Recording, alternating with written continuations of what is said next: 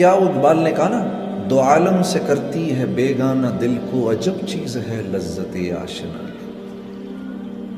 ہاں، اللہ سے تھوڑا سا تعلق ہو جائے، اللہ سے تھوڑا سا تعلق بن جائے، آپ یقین کرو اللہ کی فرما برداری میں اتنا مزہ آتا ہے، اتنا مزہ آتا ہے۔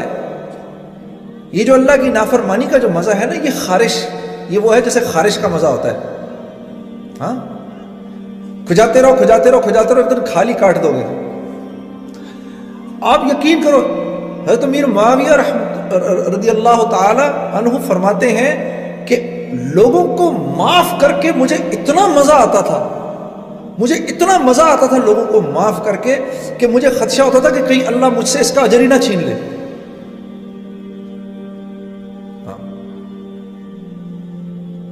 ارے فرما برداری کا بہت مزہ ہے، اس کا ایک بڑا سرور ہے۔ یہ تو مجھے پتہ ہی نہیں، اللہ سے تعلق ہی نہیں۔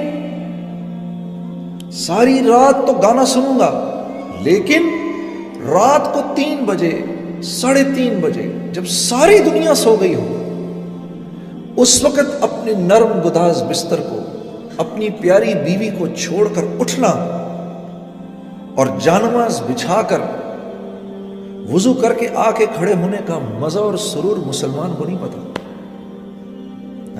اس کا کتنا مزہ ہے، ہم اس سے ناواقف ہیں۔ تو پھر کیوں روتے ہو جب زندگی میں سکون نہیں ملتا؟ سکون، چین، اطمینان کس کے ہاتھ میں ہے؟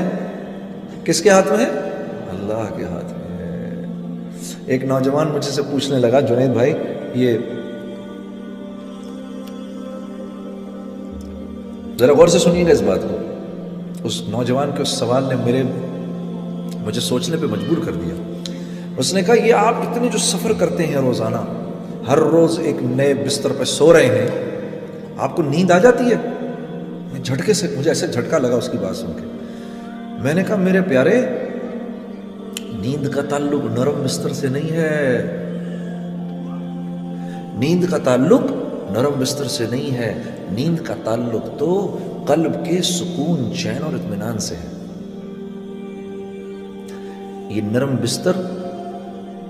نرم بستر ایک پرسکون نیند کی شکل ہے، شکل، لیکن یہ پرسکون نیند دے نہیں سکتا۔ یہ بڑا گھر، خوبصورت سا محل نما گھر، یہ ایک کامیاب زندگی کی شکل ہے، لیکن کامیاب زندگی سے اس کا کوئی تعلق نہیں ہے۔ یہ بڑی سی گاڑی ایک کامیاب زندگی کی شکل ہے، لیکن کامیابی سے اس کا کوئی تعلق نہیں ہے۔ یہ مال ایک کامیاب زندگی کی شکل ہے، صرف کامیابی سے اس کا کوئی تعلق نہیں ہے۔ محنت سے مال نہیں ملتا، مال سے چیزیں نہیں آتی، چیزوں میں راحت نہیں ہے، راحت اللہ کے امر میں ہے۔ ہاں، ایک باپ ہے، اس کے 10 بیٹے ہیں، 10 کے 10 فرما بردار ہیں، تو وہ اپنی جھونپڑی میں جنت کے اندر ہے۔ اور ایک آدمی ہے، اس کی ایک بیٹی ہے لیکن ناگن ہے، تو وہ محل کے اندر، دوزخ کے اندر ہے۔ یہ ٹورنٹو کا شہر ہے۔ اسی ٹورنٹو کے شہر کے اندر مجھے آج بھی یاد ہے 1992 کی وہ قصہ، وہ آج بھی میری آنکھوں کے سامنے گھوم رہا ہے۔ ہم یہاں پر شو کر رہے تھے، بہت بڑا مجمع تھا۔ جب شو ختم ہوا تو آرگنائزروں نے کہا کہ اب باہر نہ نکلیں یہاں سے، بہت بڑا مجمع، ان کو جانے دیں۔ تو مجمع کے نکلتے نکلتے رات کے 2:30 بج گئے۔ تو ہم جب یہاں سے باہر نکلے تو گاڑی کے اندر جا کے بیٹھنے لگے، ایک جوان لڑکی دوڑتی ہوئی آئی، میں نے آپ لوگوں کے ساتھ جانا ہے۔ اب ہم رہنے والے تو پنڈی کے تھے سارے، ہاں، ہمارے لیے تو کراچی بھی نیو یارک سٹی تھا، ہاں، تو ٹورنٹو تو سوچو کیا ہوگا ہمارے لیے۔ اور پھر بھی کچھ تھوڑی بہت، اللہ معاف کرے، وہ کام تو کوئی حیا کا کام نہیں ہے جو ہم کر رہے تھے، لیکن پھر بھی کچھ تھوڑی سی تو حیا باقی تھی ہمارے اندر۔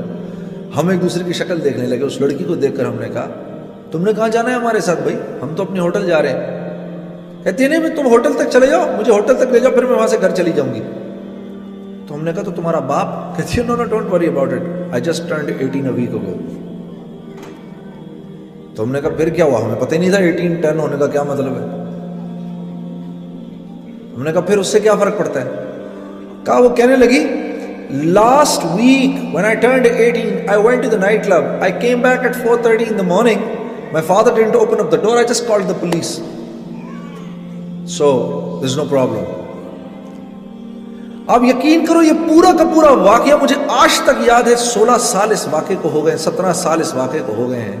اس لڑکی کی ایک ایک بات مجھے ابھی تک یاد ہے. اور میں صرف یہ سوچ رہا تھا, صرف اتنا سوچ رہا تھا کہ اگر میری بہن یہ کرے تو میرے باپ کا کیا حشر ہو, اور اب یہ سوچتا ہوں اگر میری بیٹی یہ کرے تو میرا کیا حشر ہو.